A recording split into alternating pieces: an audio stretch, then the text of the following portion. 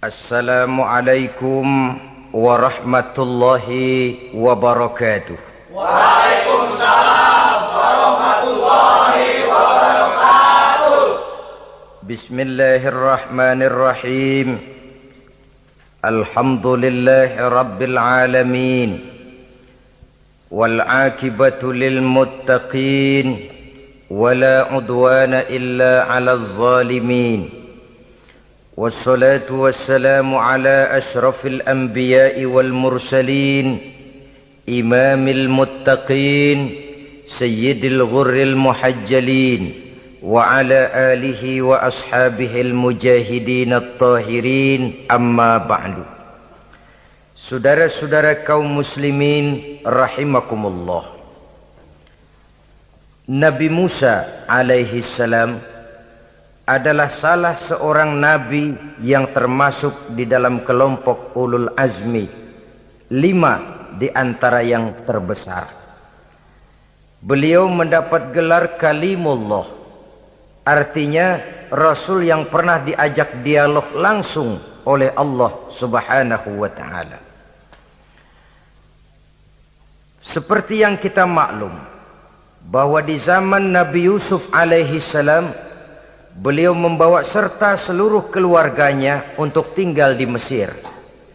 Maka berkembang biaklah keturunan Bani Israel di tanah Mesir.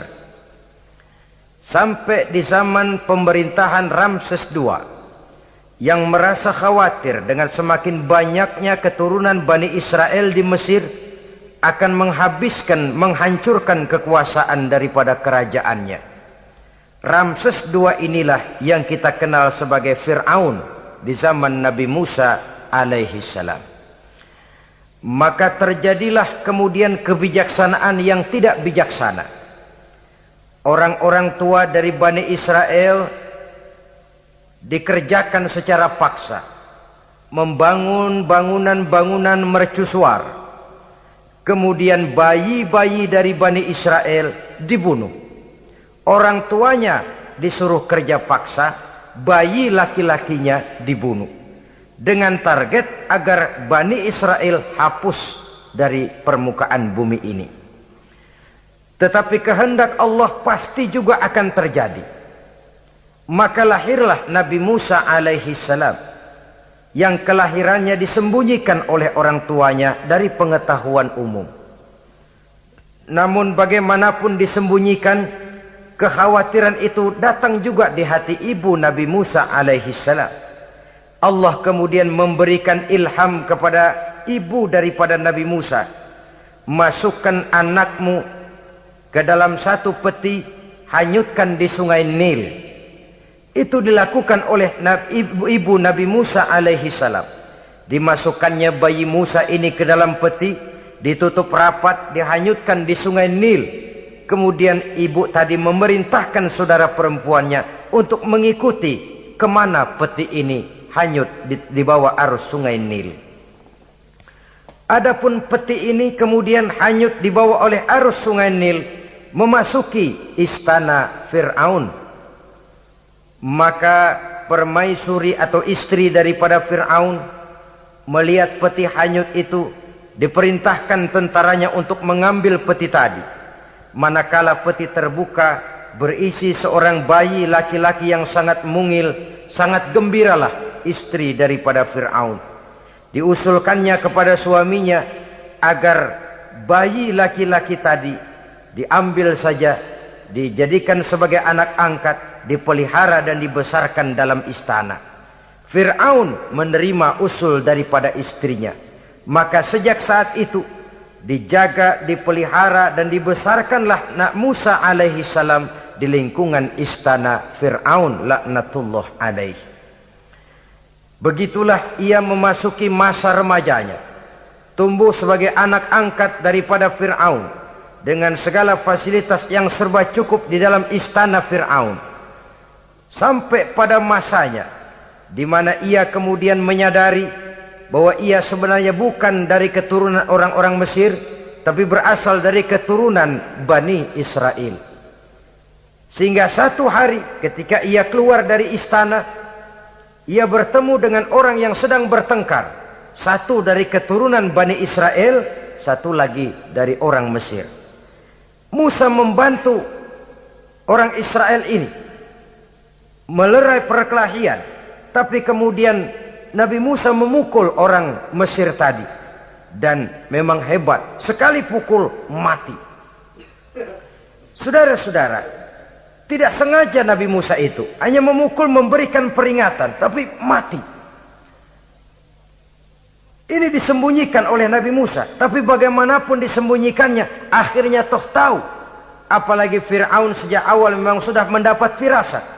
Jangan-jangan inilah yang banyak diramalkan oleh dukun-dukunku, ahli nujum di istanaku, bahwa akan lahir seorang anak laki-laki dari keturunan Bani Israel yang akan menghancurkan kekuasaanku, memusnahkan kerajaanku. Jangan-jangan ini orangnya. Sejak hari pertama menemukan bayi Musa, Fir'aun sudah punya firasat ke arah itu.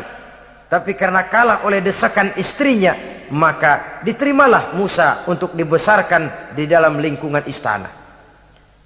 Sehingga akhirnya oleh karena perasaan bersalah ini, Nabi Musa melarikan diri. Melarikan diri dari istana Fir'aun setelah nyata-nyata bahwa dia memang keturunan Bani Israel.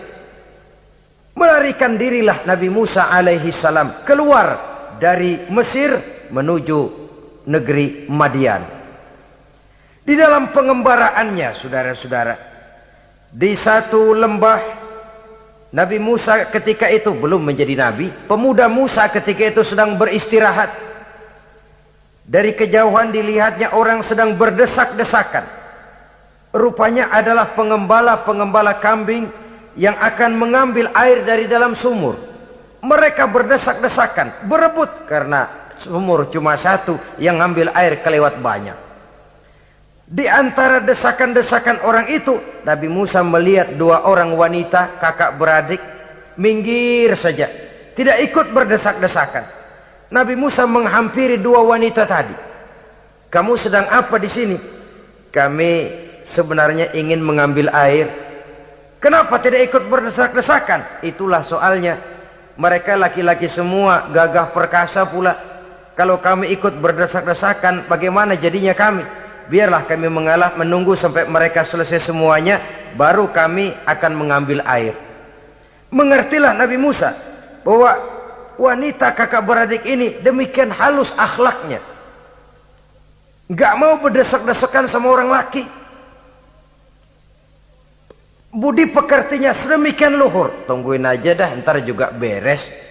Kalau semua udah kan pada minggir, kita nggak pakai berdesak-desakan. Saudara hadirin, menyadari kodrat kewanitaannya, sehingga berdesak-desakan itu saja sudah dianggap bisa mengurangi citranya sebagai wanita. Biar dia ngalah aja, tungguin ntar juga rapi.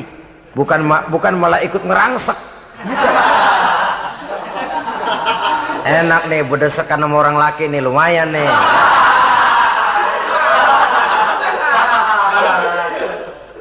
Sepintas itu saja sudah cukup bagi Nabi Musa, pemuda Musa, untuk menilai akhlak daripada wanita itu tadi.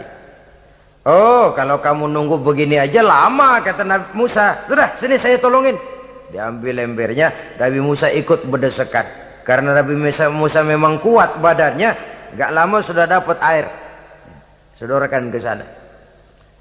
Si wanita segera tahu bahwa pemuda ini begitu baik budi pekertinya, mau menolong orang yang dalam kesusahan. Akhirnya, bagaimana kalau kamu ikut saja ke rumah saya? Bapak saya sudah tua, senang hatinya kalau kamu ikut ke rumah, kenalan sama bapak saya.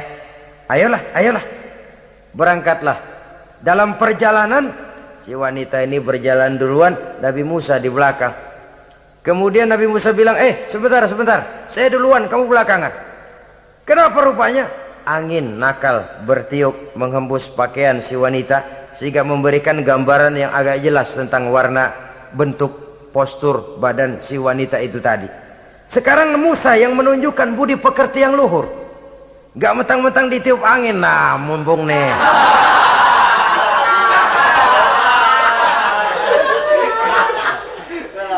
rezeki nih kapan lagi nyari yang begini ya.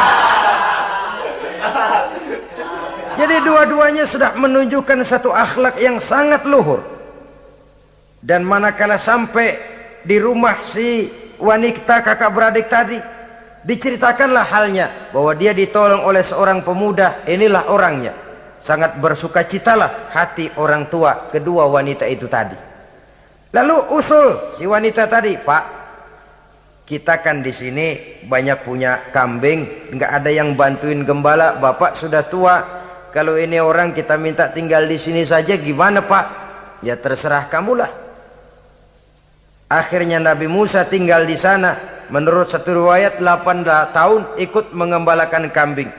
Dan orang tua tadi tidak lain adalah Nabi Syuaib alaihi salam, yang pada akhirnya kemudian Nabi Musa dikawinkan dengan wanita itu tadi. Setelah berumah tangga, Nabi Musa ingat kembali bahwa ia sesungguhnya keluar dari Mesir karena menghindarkan diri, bahwa kaumnya Bani Israel hidup di Mesir itu tertindas di bawah rezim kekuasaan Fir'aun yang zalim, dikerjakan secara paksa, wanita dipermalukan, bayi-bayi laki-laki dibunuh. Tergerak hatinya.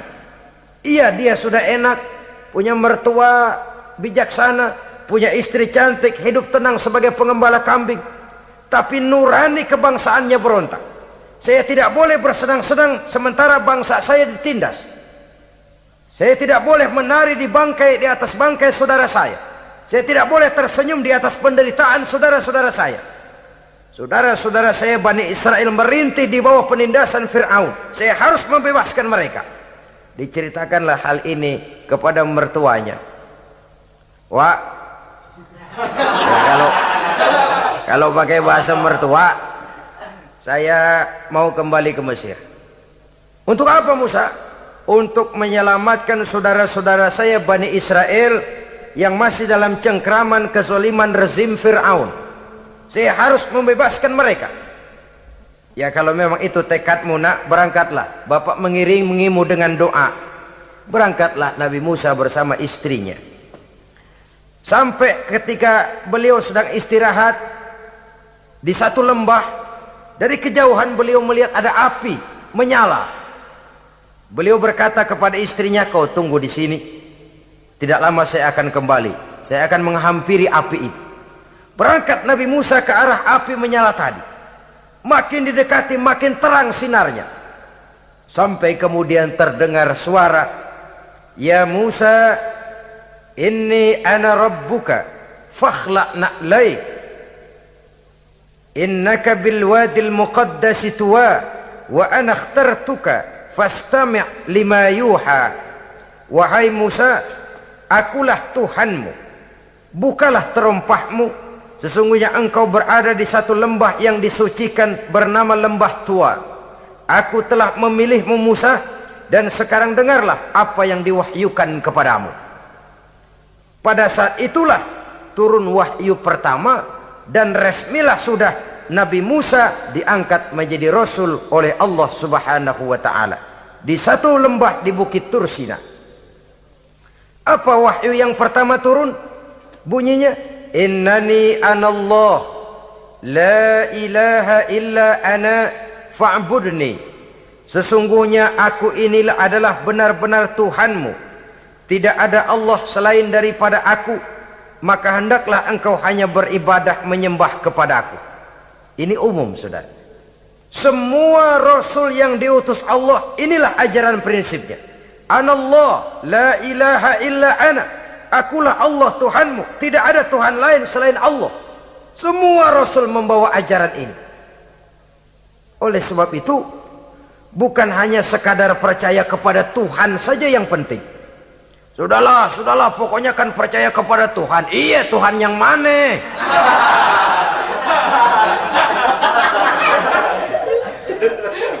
Sebab kalau sekadar percaya kepada Tuhan, rasanya semua agama percaya kepada Tuhan. Begitulah orang Hindu percaya kepada Tuhan, tapi Tuhan menurut mereka Trimurti, Wisnu, Siwa, Brahma. Orang Buddha percaya kepada Tuhan, tapi Tuhan dalam pandangan mereka ada Tuhan kecil Hinayana, ada Tuhan besar Mahayana. Orang Majusi juga percaya kepada Tuhan. Tapi Tuhan dalam pandangan mereka, ada Tuhan kebaikan namanya Ahriman, ada Tuhan kejahatan namanya Ahura Mazda. Orang Nasrani juga percaya kepada Tuhan, tapi Tuhan kata mereka dalam bentuk Trinitas. Tuhan Anak, Tuhan Bapa, Ruhul Kudus. Ini semua Tuhan dalam pandangan mereka. Jadi kalau sekadar percaya kepada Tuhan, percaya kepada Tuhan, percaya kepada Tuhan, Tuhan yang mana? Itu yang prinsip. Itu yang prinsip. Sebab salah kita dalam mempercayai Tuhan, kita akan terjebak ke dalam penyakit kalau tidak kufur, syirik. Dan dua-dua itu bapak moyangnya dosa. Begitu Islam menyelamatkan kita masyarakat manusia. Ya ayyuhan nasu ubudu rabbakumul ladzi khalaqakum. Hai manusia, Tuhanmu yang perlu kamu sembah itu hanyalah Tuhan yang telah menciptakan kamu. Dan itu tidak lain adalah Allah yang lam yalid wa lam yulad wa lam yakul lahu kufuwan ahad, yang laisa kamislihi syai'un. Ia tidak beranak, ia tidak diperanakkan, dan ia tidak bisa diserupakan dengan apapun. Dialah Allah itu. Begitu wahyu yang diberikan kepada Adam, kepada Nuh, kepada Ibrahim, kepada Yusuf, bahkan kepada Musa alaihi salam. Innani anallah la ilaha illa ana fa'budni. Akulah Allah Tuhanmu, tidak ada Tuhan lain selain daripada aku Allah, maka kepadakulah kamu hanya menyembah.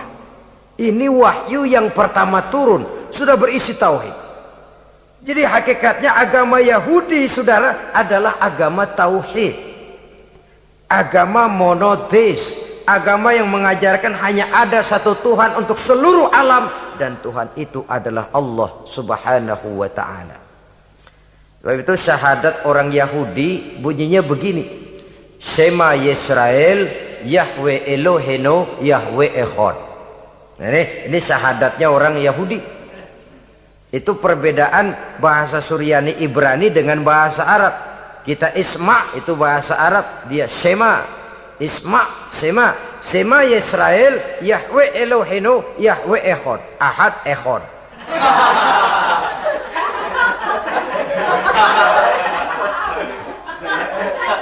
Maksudnya jelas, Shema Yisrael Yahweh Elohenu Yahweh Echad. Dengarlah hai Israel, Tuhan kita ialah Tuhan yang Esa. Yahweh kata mereka, Tuhan kita ialah Tuhan yang Esa. Esa tunggal, tidak beranak, tidak diperanakan. Kalau masih beranak, masih diperanakan, jangan Esa disebut, sebab dia masih berbilang. Dan maha suci Allah daripada sifat berbilang. Jadi asas dari seluruh misi yang dibawa oleh Rasul yang 25 itu sama, tauhid inti ajarannya. Setelah tauhid, wa aqimis sholata li dzikri, dan dirikanlah solat untuk mengingat aku. Jadi solat pun diwajibkan kepada Nabi Musa. Cuma teknisnya yang berbeda. Bagaimana solat di zaman Nabi Musa, bagaimana solat di zaman Nabi Sulaiman, bagaimana solat di zaman Nabi Muhammad. Prinsipnya sama, solat. Teknisnya yang berbeda. Di zaman Nabi Sulaiman konon solat itu tidak pakai ruku, tidak pakai sujud, diri saja. Makanya Nabi Sulaiman itu menurut riwayat meninggalnya dalam posisi berdiri. Artinya apa? Dalam keadaan solat beliau itu. Bukan diri ngejedek kayak kita nungguin bus, bukan.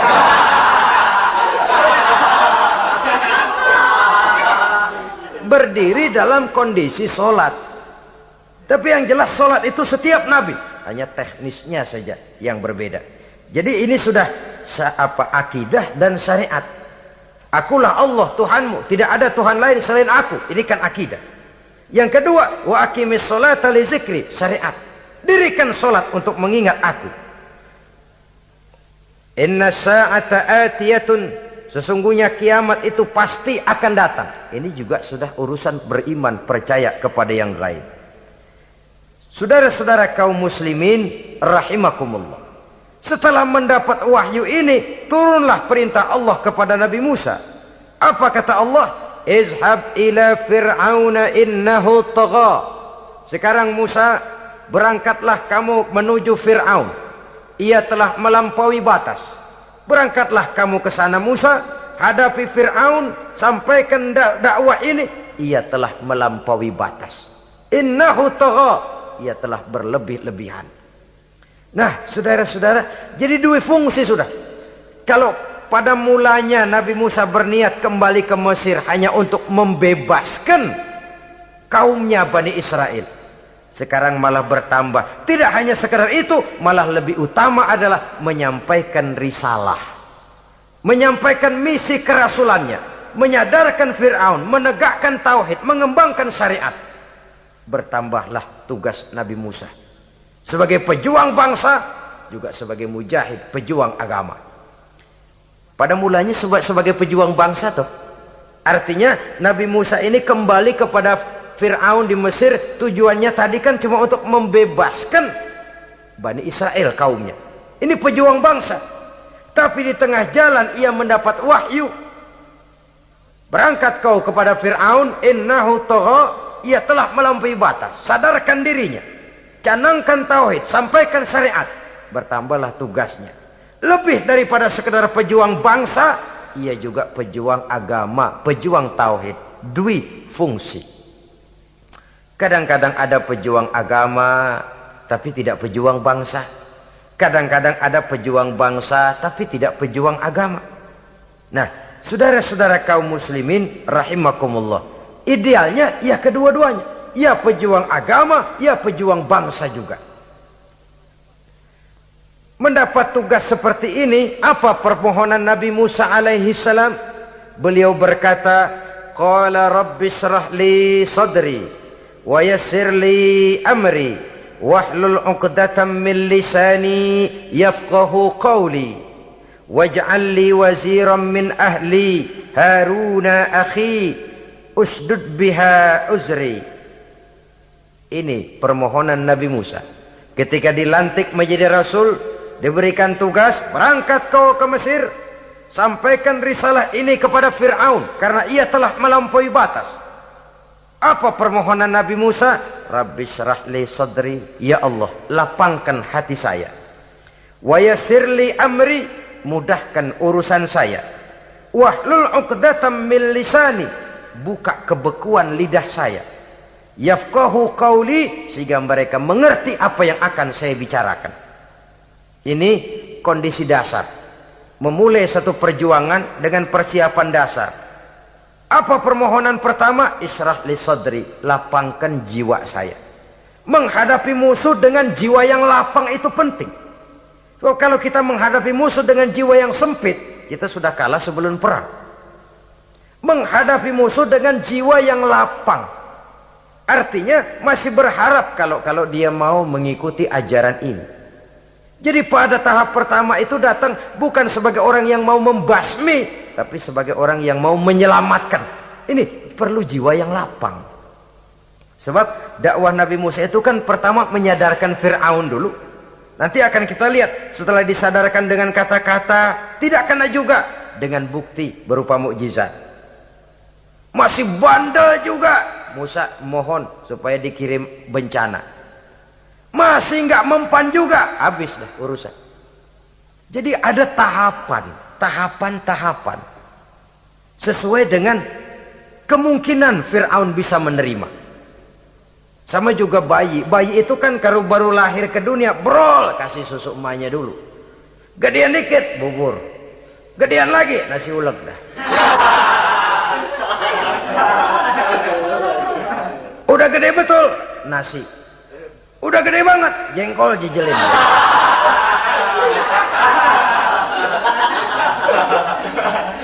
Jadi ada semacam tahapan. Kalau begitu lahir dikasih jengkol kan habis. Peringatan dulu. Setelah peringatan bukti berupa mukjizat. Dihadapkan dengan sihir, menang mukjizat.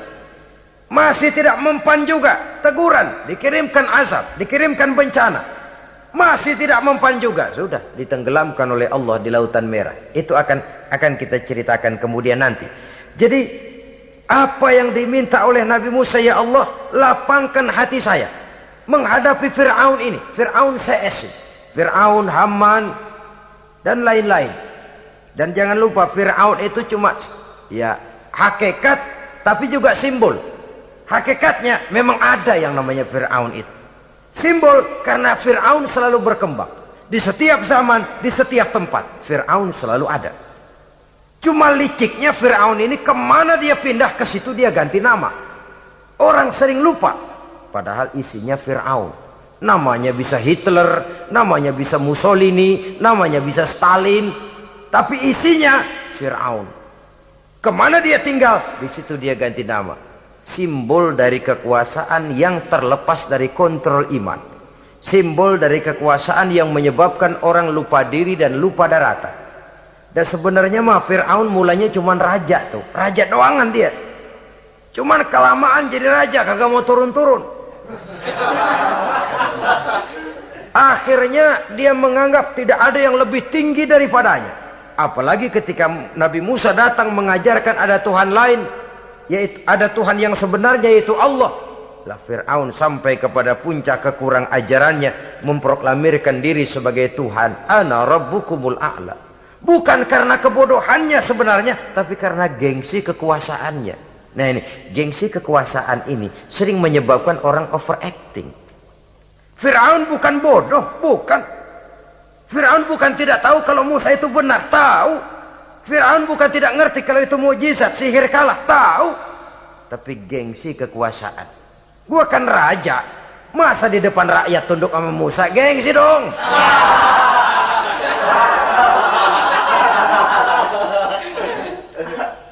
Cobalah lihat, gengsi kekuasaan sering membuat orang mau menginjak-injak kebenaran, mau membohongi hati nuraninya sendiri, mau membohongi kolbinya, hatinya. Padahal itu sudah, orang kalau sudah hatinya sendiri dibohongin, apalagi orang lain, sudah manusia paling kejam itu. Cuma karena gengsi kekuasaan saja. Gengsi kekuasaan kadang menganggap remeh kecil Nabi Musa, kadang merasa besar di depan rakyatnya, tiba-tiba harus tunduk kepada dakwah Musa. Ntar dulu, ada apa sama Musa? Dia kanyut, gue yang ngangkat. Iya toh, peristiwa di Sungai Nil itu. Karena aku yang nyelamatin, aku yang besarkan dia di istanaku. Gengsi kekuasaan sering menyebabkan orang overacting. Bukan karena kebodohannya, dia tahu itu benar, tapi dia berat untuk mengikutinya. Kenapa? Gengsi kekuasaan. Inilah watak Fir'aun. Oleh sebab itu Nabi Musa minta, ya Allah, lapangkan hati saya menghadapi orang kayak Fir'aun ini. Wa yassirli amri, dan mudahkan urusan saya. Ini orang berjuang itu, saudara, setelah segala taktik dan strategi dibicarakan, segala persiapan fisik disiapkan, jangan lupa wa yassirli amri, ya Allah, mudahkan urusan saya. Sebab sepanjang yang bisa kita lakukan hanyalah berusaha dan berusaha. Kepastian, ketentuan, hak prerogatif daripada Allah Azza wa Jalla. Kalau Allah memberikan kemudahan, satu dunia orang mau menghadang, no problem. Kalau Allah sudah memberikan kemudahan, satu dunia orang mau mendatangkan kesulitan, gak ada gunanya. Wa yassirli amri, mudahkan kiranya urusan saya ini ya Allah. Karena sudah terbayang oleh Musa. Pertama, faktor psikologis. Bagaimanapun Fir'aun itu kan bapak angkat sendiri. Ya orang kalau nasihatin orang lain barangkali nggak terlalu jadi beban moral. Tapi kalau sudah menasehati orang yang pernah mengasuh dan membesarkan dia, itu kan beban moral. Sulit posisi ini. Apalagi kekuasaan mutlak berada di tangannya, tentaranya gagah perkasa. Wa yassirli amri, mudahkanlah urusan saya ya Allah. Lapangkan hati, mudahkan urusan. Saudara-saudara kaum muslimin rahimakumullah. Permohonan yang ketiga dari Nabi Musa setelah minta dilapangkan hati dan dimudahkan urusan, wahlul 'uqdatam min lisani, bukalah kebekuan lidahku. Satu riwayat menjelaskan bahwa Nabi Musa memang agak gagap kalau bicara. Riwayat lain menjelaskan bahwa beliau agak sedikit cadel. Tapi yang jelas, minta agar dibukakan kebekuan lidah. Ini mengandung Satu pelajaran bahwa cara menyampaikan sesuatu akan sangat menentukan sesuatu itu sendiri. Sesuatu yang baik, kalau salah cara kita mengucapkannya, salah cara kita menyampaikannya, jadi tidak baik kesan orang. Ini soal ucapan. Soal hati itu Allah saja yang tahu. Tapi kan orang sebelum tahu hati ini, omongan yang didengar, tingkah laku yang dilihat. Maka ini yang diminta oleh Nabi Musa alaihissalam. Misi risalah ini berat. Menyampaikan pesan ilahi ini tidak ringan. Kalau salah saja ngomong, akan timbul kesalah pengertian. Oleh sebab itu, wahlul 'uqdatam min lisani, bukalah kebekuan lidah saya ini, supaya lancar bicara untuk menyampaikan yang hak, menghancurkan yang batil. Cara kita menyuguhkan sesuatu sangat menentukan sesuatu itu sendiri. Saudara datang ke rumah saya, yang saya suguhkan cuma segelas teh pahit dan singkong goreng, tapi kalau dengan kata-kata yang menyentuh, enak didengar telinga, nggak berasa tuh singkong goreng. Sebaliknya yang disuguhkan makanan mahal, mewah, lezat, caranya kasar, omongannya nggak enak didengar. Makan dah sikat abisin deh, gue tahu lu lapar, abisin deh.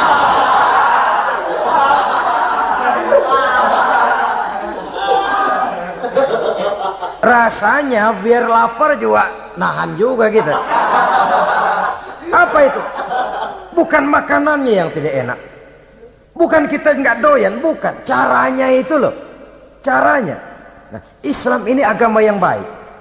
Kalau disampaikan dengan kata yang tidak baik, akan timbul, oh Islam kok gitu ya. Nah ini yang tidak diinginkan oleh Nabi Musa. Wahlul 'uqdatam min lisani.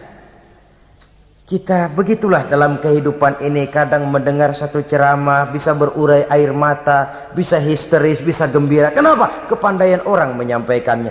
Bicara dia 2-3 jam, rasanya baru 5 menit, baru sebentar kok, tahu-tahu sudah selesai. Ada yang udah setengah jam, baru seperempat jam ngomong, udah rasanya udah kayak 3 jam.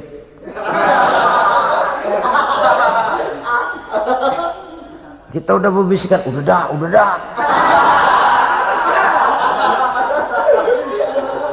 Wahlul 'uqdatam min lisani. Targetnya apa? Yafqahu qauli, agar mereka memahami. Tentu lawannya agar mereka tidak salah mengerti, agar mereka tidak salah paham. Sebab kalau misi ini diterima dengan salah paham, dakwah tidak nyambung. Maka ini doa banyak dibaca, diamalkan oleh orang-orang mimbar yang sering pidato. Lapang hati melihat kerumunan orang banyak, tapi nggak dak-dikduk, nggak kena demam mimbar. Udara dingin tapi keringat, baju basah. Saudara hadirin yang saya hormati, lalu permohonan yang selanjutnya daripada Nabi Musa alaihi salam, waj'al li waziran min ahli, dan jadikanlah bagiku seorang pembantu dari keluargaku. Siapa? Haruna akhi, dia tidak lain adalah saudaraku Harun. Usdud biha uzri, akan saya limpahkan kepadanya segala beban-beban yang saya derita. Artinya orang berjuang perlu teman, nggak bisa sendirian. Nggak, bagaimanapun hebatnya kita tetap memerlukan bantuan daripada orang lain. Sendiri memang lebih baik daripada berteman orang jahat. Tapi berdua lebih baik daripada sendiri. Bertiga lebih baik daripada berdua. Makin banyak makin baik. Untuk satu persoalan yang besar memerlukan kebersamaan. Begitulah Nabi Musa memberikan contoh. Saya tidak bisa berjuang sendiri. Saya minta dibantu oleh saudara saya Harun. Jadikan dia pembantu saya. Tempat saya membagi suka dan duka dalam perjuangan ini. Tempat saya bercerita, tempat saya mengeluh, tempat saya melarikan persoalan. Sebab beban hati itu akan berkurang kalau kita ada tempat kita bercerita. Nah, saudara-saudara, berangkatlah Nabi Musa ke Mesir. Kemudian mulai menyampaikan dakwahnya kepada Fir'aun, laknatullah alaih. Fir'aun mendengar Musa datang kembali. Kemudian terjadilah forum dakwah itu. Apa kata Fir'aun? Musa, kamu kemana saja? saya pergi ke Madian. Apa yang kamu lakukan? Begini, begitu. Kamu melarikan diri? Pada mulanya iya. Dan sekarang apa maksud kamu datang kembali ke Mesir? Semula saya ingin membebaskan kaum saya Bani Israel. Lalu saya kemudian menerima wahyu dari Allah. Ditugaskan, diperintahkan langsung oleh Allah Sang Maha Komandan untuk datang menemui Tuhan, menyadarkan Tuhan dari kesesatan selama ini. Siapa Allah itu Musa? Allah adalah Tuhan saya dan Tuhan juga dan Tuhan seluruh alam ini. Baru nih Musa, saya baru dengar nih ada yang begini nih. Tuhanlah pakai nggak kelihatan, Tuhanlah cuma satu, yang Tuhannya banyak aja masih kelaparan.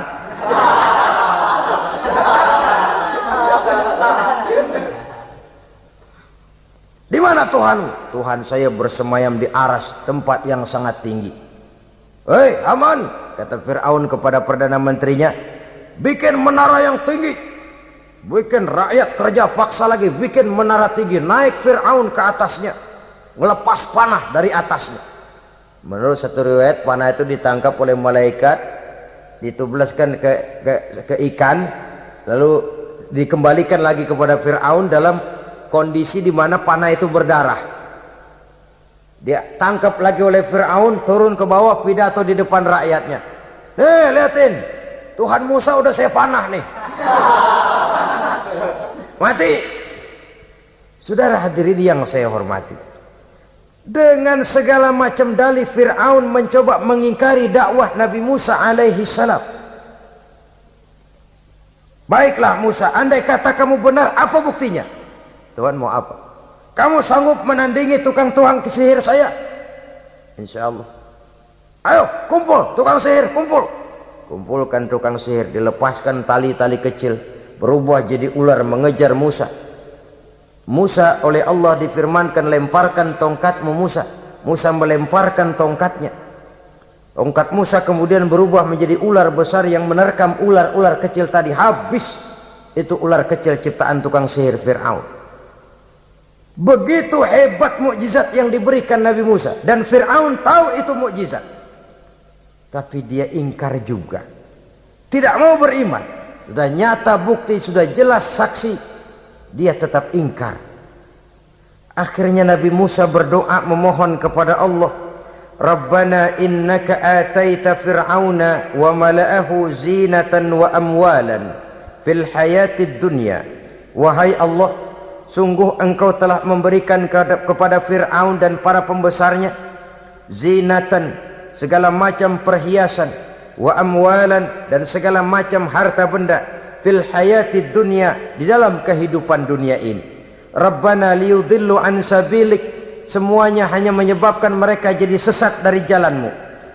Rabbana tmis ala amwalihim, ya Allah binasakanlah mereka di dalam hartanya. Wasdud ala qulubihim,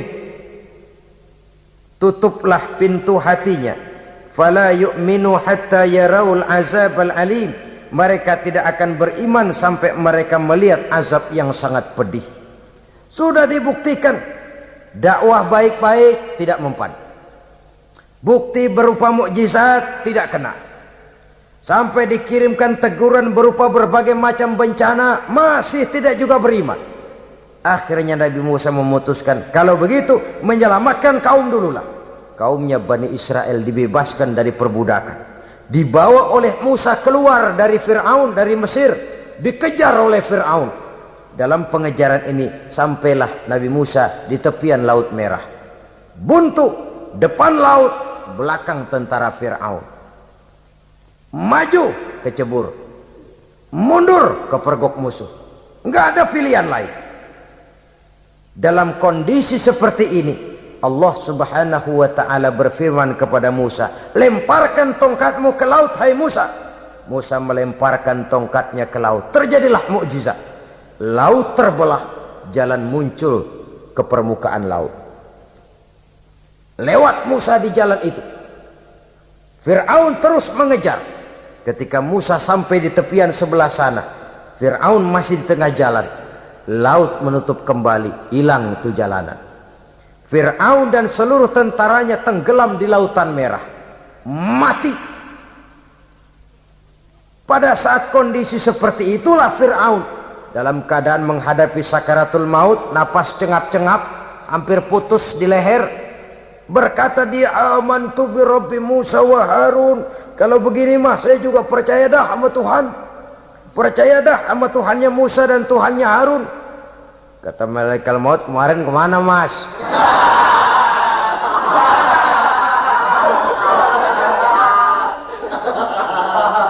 Sudah gini hari baru mau percaya, terlambat.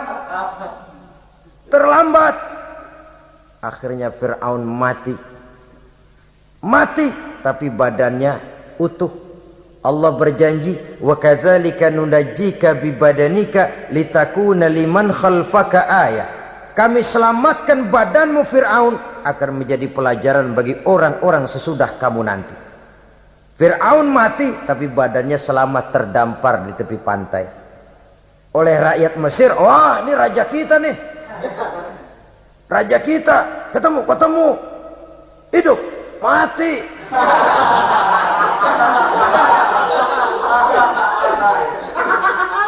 Kemudian sesuai dengan tradisi raja waktu itu, dimumilah badannya, diawetkan, sehingga sampai sekarang jenazah atau jasad daripada Fir'aun ini masih tersimpan dengan baik di museum negara di Mesir itu.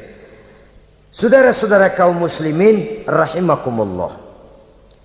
Jadi satu hal yang bisa kita ambil pelajaran daripada riwayat perjalanan dakwah Nabi Musa ini, bahwa dakwah menyampaikan risalah memang bukan jalan lurus dan licin bertabur bunga di kanan kirinya.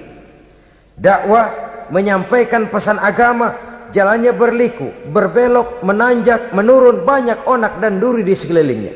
Yang paling makan hati adalah apabila sudah berdakwah kepada penguasa yang zalim, seperti halnya Fir'aun ini.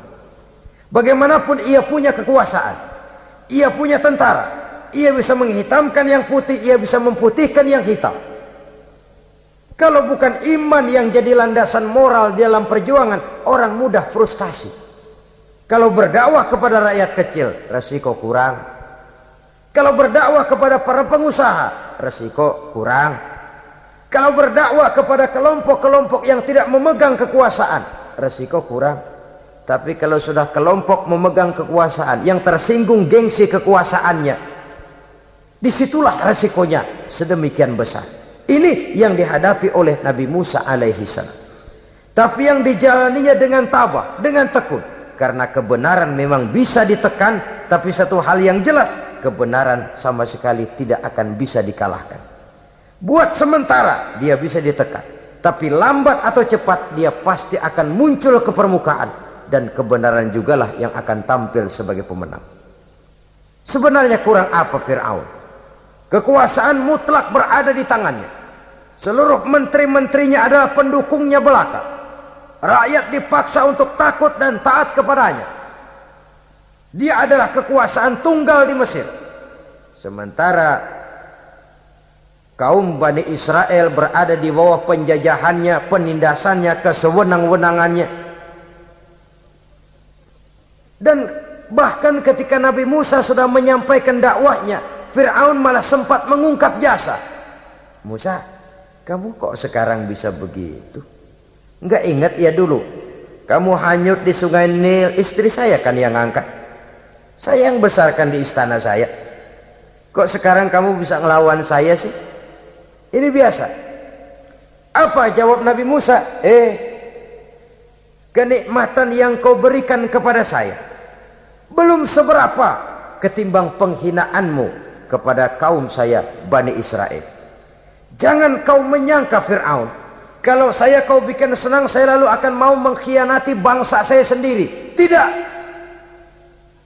Sama sekali kesenangan yang kau berikan kepada saya tidak akan menutup mata saya dari kondisi yang dihadapi oleh kaum saya, oleh umat saya. Mereka tersiksa, mereka menderita, mereka merana. Haruskah saya lupakan mereka cuma karena saya sudah tinggal di istanamu, engkau yang membesarkan? Padahal kau pun membesarkan saya bukan karena kemauanmu. Desakan daripada istrimu. Jangan ngitung-ngitung jasa Fir'aun. Andai kata pun jasamu ada kepada saya, belum seberapa ketimbang penghinaanmu kepada bangsa saya Bani Israel. Di situ Nabi Musa menunjukkan sifat nasionalisme yang sangat tinggi, rasa nasionalisme yang sangat mendalam. Kadang-kadang kan orang ya seperti di zaman penjajahan Belanda, karena diangkat jadi tuan tanah, bangsanya sendiri diinjak-injak. Karena diangkat jadi centeng dikit dah, kumis mbaplang dah, bukan main dah. Bangsanya sendiri diinjak-injak. Fir'aun mengingatkan ini. Kalau cara kita, lo gede di sini, makan di sini, segala macam di sini dah. Masa lupa kacang sama kulitnya? Kasarnya mah lu bisa begini nih, Musa nih, gue yang rawatin lu. Saya yang menjagamu, mengangkatmu dari sungai Nil. Masa sekarang sudah gede begini kamu mau berhadapan dengan saya? Punya pikiran dong dikit kalau cara kita. Mikir dong, mikir. Dulu lagi kanyu di Nil, siapa yang angkat? Musa tidak membantah. Betul itu Fir'aun, betul. Tapi apalah artinya semua itu ketimbang penghinaan yang engkau berikan kepada bangsa saya. Saya tidak mungkin menari-nari di atas bangkai umat saya. Saya tidak mungkin bersenang-senang di atas penderitaan kaum saya. Dan saya tidak mungkin senyum ceria di atas derita daripada kaum saya. Dengan tidak melupakan jasamu, saya tidak akan merubah pendirian saya. Saya ingin membebaskan penjajahan. Saya ingin membebaskan kaum saya Bani Israel dari belenggu penindasan. Kalau engkau sudah tidak mau mendengar dakwah yang saya sampaikan, tidak mau bertuhan Allah, tidak mau menyembah kepadanya, tetap dengan keangkuhan dan kesombonganmu sekarang ini, okelah, berjalanlah dengan keyakinanmu. Tapi saya harus membebaskan kaum saya Bani Israel. Saudara-saudara kaum muslimin rahimakumullah, itulah jalan dakwah, jalan menyampaikan risalah agama, risalah Islam. Sekali lagi, bukan jalan lurus bertabur bunga. Tapi agama memberikan ajaran, balighu anni walau ayat. Sampaikan dari aku, walaupun cuma sekedar satu ayat saja. Tugas ini memang mulia, tapi berat. Tugas ini memang terhormat, tapi penuh resiko. Ya kalau menyampaikan asal sekedar menyampaikan, sudahlah, pokoknya nyampaikan, percaya syukur kagak udah dah. Bukan cuma sekadar itu. Ada semacam tanggung jawab moral. Maka kondisi dasar yang dilakukan oleh Nabi Musa, permohonan yang tadi itu, ya Allah lapangkan hati saya. Jalan ini penuh onak dan duri, berliku menanjak menurun, banyak halangan, tentangan, rintangan dan fitnahan. Kemudian mudahkan urusan saya. Menentang kekuasaan Fir'aun bukan perkara ringan. Bukan urusan main-main. Menentang raja yang sedang berkuasa, kekuasaannya mutlak, otoriter pula, diktator murni Fir'aun itu. Mudahkan urusan saya menghadapi jalan ini ya Allah. Karena tidak mungkin menurut otak. Mana bisa kata kebiasaan, impossible kata rasio. Kalau Allah mau memudahkan, semua jalan akan terbuka dengan mudah. Tapi kalau Allah yang mempersulit, bagaimanapun matangnya perhitungan strategi, taktik, rencana, program, planning, kalau Allah mempersulit, jalan itu akan jadi buntu jadinya. Oleh sebab itu maka persiapan zahir harus diimbangi dengan persiapan batin. Untuk menegakkan sesuatu yang hak, menghancurkan sesuatu yang batil, sebagaimana yang dilakukan oleh Nabi Musa alaihi salam ini. Dan segala macam tantangan dihadapi oleh Nabi Musa. Kau menyampaikan risalah bahwa engkau Rasul? Ya. Kau punya bukti? Siap. Apa buktimu? Ini, tongkat dilempar jadi ular, tangannya dimasukkan ke saku baju, lalu dikeluarkan bersinar gemerlapan, lebih sinar dari lampu merkuri. Sampai Fir'aun silau dibuatnya berasa, sudah Musa, sudah, masukkan tanganmu lagi, masukkan tanganmu lagi. Dia tahu, dia sadar itu bukan sihir, tapi lagi-lagi gengsi kekuasaannya. Sehingga pantas kalau Nabi pernah bersabda, afdalul jihad kalimatu haqqin inda imamin jair. Jihad yang paling besar adalah mengucapkan kebenaran di depan penguasa yang zalim. menyampaikan kebenaran di hadapan penguasa yang zalim. Tapi kan berat, saudara, sulit, apalagi kalau belum apa-apa udah ngeri. Udah jangan dah.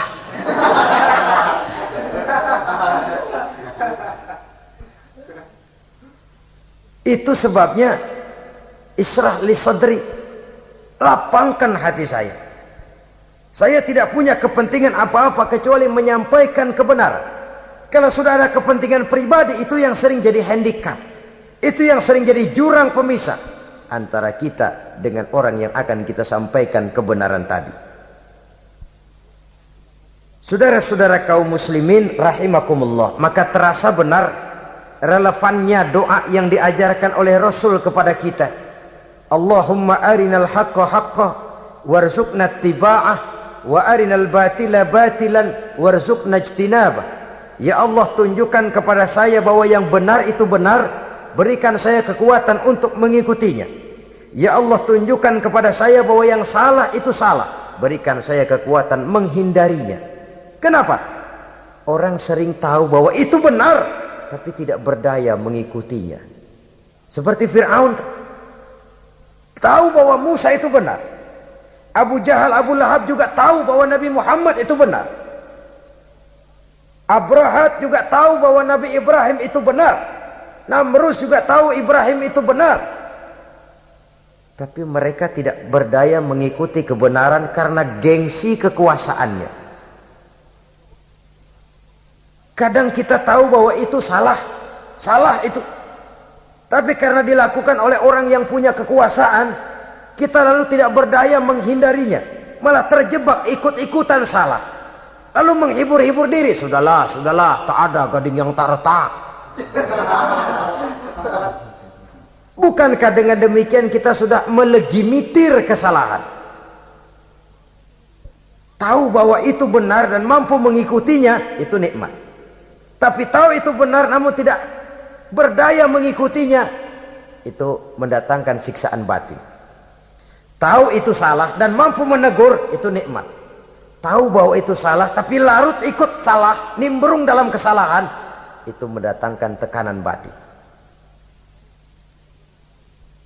Jadi tahu kebenaran itu penting, tapi terketuk hati mengikuti kebenaran itu jauh lebih penting. Semua kita tahu Islam itu benar, tapi semua yang tahu Islam itu benar maukah mengikuti ajaran Islam? Tidak. Semua orang tahu kalau judi itu batil. Hatta penjudi yang paling kakap pun mesti tahu kalau itu batil, itu tidak baik. Tapi dia tidak berdaya untuk menghindarkannya, terjebak ke dalam penyakit itu tadi. Oleh sebab itu, saudara-saudara kaum muslimin yang saya cintai, tidak ada satu ucapan yang lebih baik. Dalam istilah Quran itu Allah menjelaskan, wa man ahsanu qawlan mimman da'a ila Allah wa amila salihan wa qala innani minal muslimin. Ucapan siapakah yang lebih baik dalam hidup ini selain daripada mimman da'a ila Allah, selain daripada ucapan orang-orang yang menyeru ke jalan Allah, orang-orang yang menyadarkan kepada agama. Ini jalan Allah, mari ikuti. Itu jalan setan, mari tinggalkan. Wa amila salihan, tidak cukup sekedar berdakwah mengajak orang ke jalan Allah, dia juga beramal soleh. Dia bangun rumah sakit, dia bangun madrasah, dia bangun masjid, dia makmurkan majelis taklim, dia santuni yatim piatu.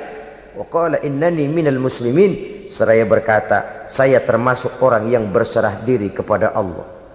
Da'a ila Allah wa amila salihan wa qala innani minal muslimin.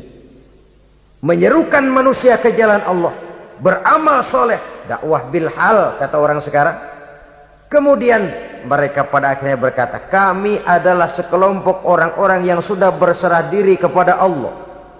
Segalanya diserahkan kepada Allah. Lahirlah kedamaian rohani, ketegaran pribadi, ketentraman batin di dalam dia melaksanakan tugasnya. Kalau tidak, maka nanti ya tuh orang kan gua ajak baik-baik nyuruh sembahyang, apa gua dimusuhin. dipikirin kurus dah. ampek gaya deh. Makan hati. Soal orang mau beriman atau tidak itu bukan urusan kita. Tugas kita hanya sekedar penyampai. Tugas Rasul hanya sekedar penyampai.